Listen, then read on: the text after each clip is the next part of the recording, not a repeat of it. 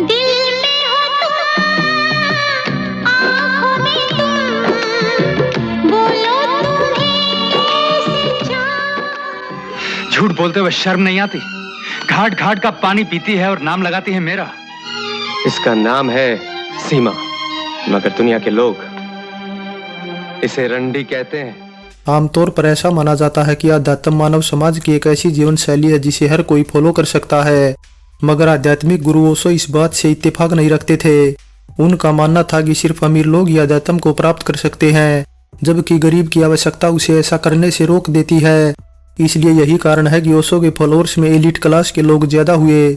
बता दें, इस फहरिस्त में बॉलीवुड के भी कुछ सितारे शामिल थे और इनमें जो नाम सबसे चर्चित बना वो थे विनोद खन्ना। इसके अलावा ये भी बताया जाता कि आश्रम में उनका नामकरण विनोद भारती के रूप में हुआ था, लेकिन जिस मन की शांति के लिए विनोद खन्ना अध्यात्म की शरण में गए थे वो उन्हें कभी हासिल हुआ ही नहीं। और फिर ऊपर से उनके जाने के बाद मुंबई में उनका परिवार भी बिखर गया था, इसलिए उन्हें अपने दोनों बच्चों की परवरिश की चिंता भी सताती रहती थी, मगर वे मन से मजबूर थे। जैसे कहो वैसे चाहूं। अब संन्यास का फैसला विनोद खन्ना की मजबूरी थी या मन की कोई उलझन, ये तो पता नहीं, लेकिन संन्यास के साथ विनोद खन्ना का करियर तो वहीं का वहीं ठप हो गया था। ऐसे में 4-5 सालों तक सन्यासी रहकर जीवन बिताने के बाद विनोद खन्ना फिल्मों में दोबारा कमबैक करना चाहते थे। इसलिए उन्होंने अपने तमाम प्रोड्यूसर डायरेक्टर दोस्तों से बात की, जिसमें से एक महेश भट्ट भी थे। बता दें, महेश भट्ट ने अपना करियर डायरेक्टर राज खोसला के बतौर असिस्टेंट के तौर पर शुरू किया था और फिल्म मेरा गांव मेरा देश की शूटिंग के दौरान ही विनोद खन्ना और महेश भट्ट का दोस्ताना हुआ था। और फिर इसके बाद बतौर डायरेक्टर महेश भट्ट का करियर जब फ्लॉप चल रहा था, तब विनोद खन्ना ने न केवल महेश को लहू के 2 रंग दिलाने में मदद की, बल्कि उसमें काम भी किया। ऐसे में लहू के 2 रंग महेश भट्ट की पहली हिट फिल्म भी थी। बस इस तरह विनोद खन्ना जब फिल्मों में कमबैक करना चाहते थे तो उन्होंने सबसे पहले महेश भट्ट को याद किया, और महेश भट्ट ने भी तब विनोद खन्ना को लेकर एक नहीं बल्कि 2 फिल्मों की घोषणा कर दी, जिसमें पहली थी जुर्म और दूसरी थी प्रेम धर्म। लेकिन कुछ वजहों से इन दोनों फिल्मों की शूटिंग टाइम पर शुरू नहीं हो पाई, और जुर्म जहां 1990 में रिलीज हुई, वहीं प्रेम धर्म तो और डिले होकर 1992 में मार्क टाइटल से रिलीज हुई थी। खैर, अब महेश भट्ट की फिल्म डिले होने से विनोद खन्ना को कोई फर्क नहीं पड़ा, क्योंकि उनके हाथ में तब कई प्रोजेक्ट आ गए थे, जिसमें मुकुल आनंद की इंसाफ और राज सिप्पी की सत्यमेव जयते थी। हालांकि मुकुल आनंद की डायरेक्शन की तब तारीफ तो होती थी, लेकिन उनकी फिल्में बॉक्स ऑफिस पर ज्यादा कमाई नहीं कर पा रही थी, जबकि वहीं दूसरी ओर राज सिप्पी की फिल्में अच्छी कमाई करती थी। और उनके साथ विनोद खन्ना ने इससे पहले 1977 में आई फिल्म इंकार में भी काम किया था। इसके अलावा संन्यास पर जाने से पहले विनोद खन्ना ने राज सिप्पी से प्रॉमिस भी किया था कि जब कभी वे फिल्मों में कमबैक करेंगे तो उन्हीं की फिल्म से करेंगे। लेकिन विनोद खन्ना ने इन दोनों ही डायरेक्टरों को बराबर तवज्जो दी और इन दोनों फिल्मों की शूटिंग शिफ्टों में खत्म की। इसलिए बताया जाता है कि मुकुल आनंद और राज सिप्पी में तब अपनी अपनी फिल्म को पहले रिलीज करने के लिए होड़ लगी थी, क्योंकि चारों ओर ये खबर फैल गई थी कि विनोद खन्ना अपना संन्यास तोड़कर दोबारा फिल्मों में आ रहे हैं। बस इस वजह से फिर लोग भी विनोद खन्ना की कमबैक फिल्म देखने को काफी उतावले थे। लेकिन इस बीच बाजी मारी मुकुल आनंद ने, और उनकी इंसाफ फिल्म जब रिलीज हुई तो कई सिनेमाघरों के बाहर कोई 1 किलोमीटर लंबी लाइन लग गई थी। ऐसे में राज सिप्पी ने भी देरी न करते हुए अपनी फिल्म सत्यमेव जयते को इंसाफ की रिलीज के 2 हफ्ते बाद ही 3 जुलाई को रिलीज कर दिया। बता दें, सत्यमेव जयते में विनोद खन्ना के साथ मीनाक्षी सादरी, अनीता राज, माधवी, अनुपम खेर, शक्ति कपूर, गुलशन ग्रोवर, असरानी बीजू खोटे और राम मोहन के अलावा कई और छोटे बड़े आर्टिस्ट अलग अलग किरदारों में नजर आए थे। ऐसे में एक्शन ड्रामा से भरी ये फिल्म बॉक्स ऑफिस पर अच्छी कमाई करने में सफल रही थी और हिट साबित हुई थी। फिल्म सत्यमेव जयते की कहानी ओरिजिनल न होकर 1986 में एक मलयालम फिल्म आवाना जाही का हिंदी रीमेक है, और इस मलयालम फिल्म का न केवल हिंदी में बल्कि 1987 में ही तमिल और तेलुगु में भी रीमेक बनाया गया था। इसलिए अलग अलग लैंग्वेज में बनी ये सभी फिल्में सफल रही थी। मीनाक्षी सिसाद्री ने सत्यमेव जयते में एक वेश्या का किरदार निभाया है, जबकि मीनाक्षी का कुछ इसी तरह का किरदार 1986 में केतन देसाई की फिल्म अल्लाह रखा में भी था।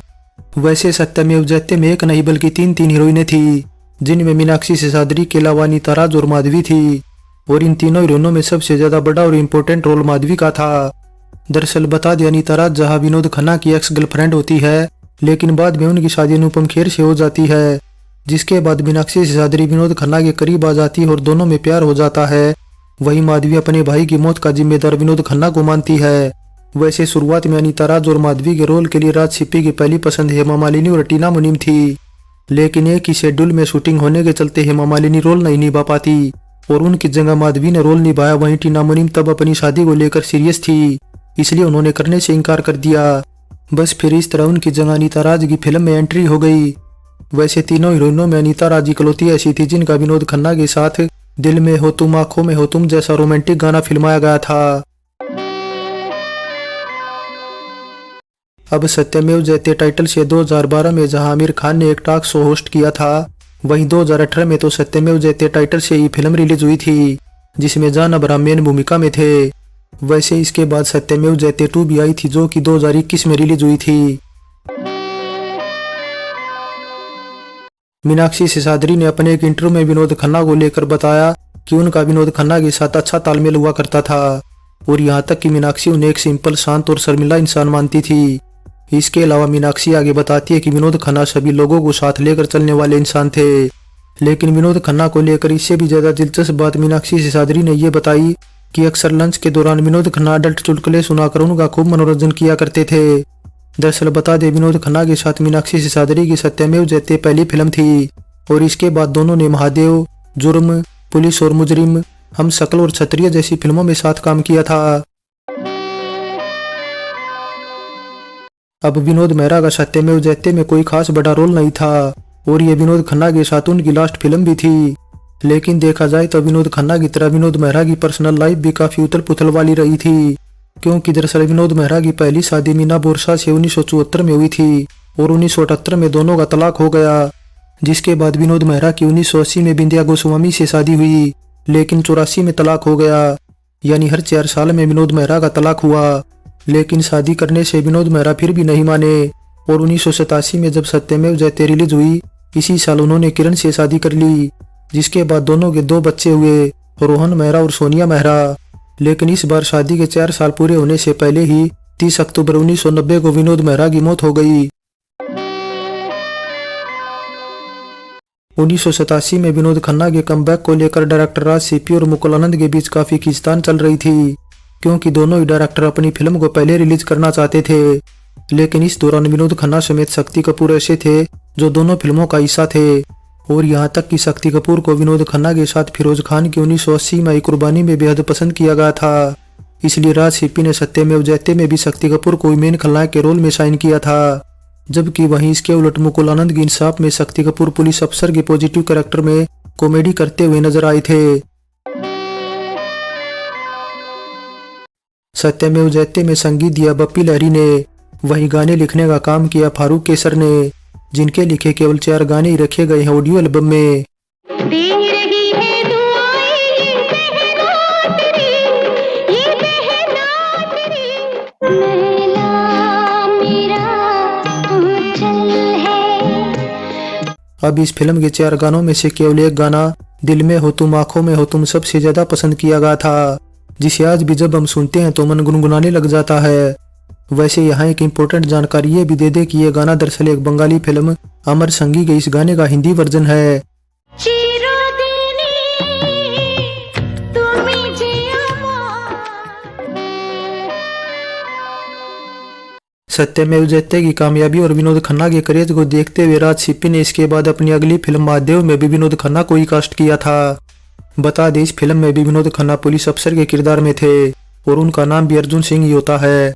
इसके साथ ही राज सिप्पी ने फिल्म में मोस्टली स्टार भी सत्यमेव जयते वाले ही रिपीट किए थे, जिनमें विनोद खन्ना के अलावा मीनाक्षी सिसाद्री, अनुपम खेर, शक्ति कपूर, गुलशन ग्रोवर और राम मोहन वगैरह थे। कौन है बे तू? इंस्पेक्टर अर्जुन सिंह। मैं इनका वकील हूँ, एडवोकेट A.N. कॉल। वकील हैं तो कोर्ट में बहस कीजिए, मेरे साथ बहस करने की जरूरत नहीं।